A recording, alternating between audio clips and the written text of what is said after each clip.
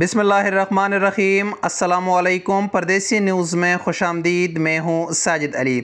अल्हम्दुलिल्लाह सुम्मा अल्हम्दुलिल्लाह, बड़ी खुशखबरी की ख़बर आ गई। आखिरकार वो ख़बर आ गई जिसका परदेसी पिछले 9 महीने से इंतज़ार कर रहे थे। अब से कुछ देर कबल सऊदी वज़ारत दाखिला ने अपने ऑफिशियल ट्विटर अकाउंट पर एक ट्वीट किया है जिसमें पाकिस्तान समेत 6 ममालिक से सऊदी अरब के लिए डायरेक्ट फ़्लाइट्स पर आयत पाबंदी ख़त्म करने का ऐलान कर लिया है।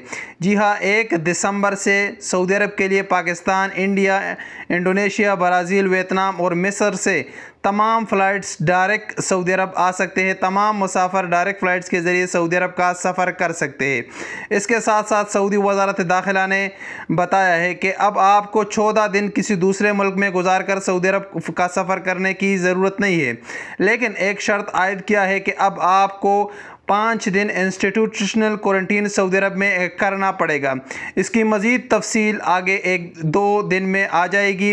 अब इस ट्वीट में सिर्फ ये बताया गया है कि पाकिस्तान समेत 6 ममालिक से सऊदी अरब के लिए डायरेक्ट फ़्लाइट्स पर आयत पाबंदी ख़त्म कर दिया गया है और 1 दिसंबर से सऊदी अरब का डायरेक्ट सफ़र किया जा सकता है और आपको 5 दिन इंस्टीट्यूशनल क्वारंटीन करना पड़ेगा।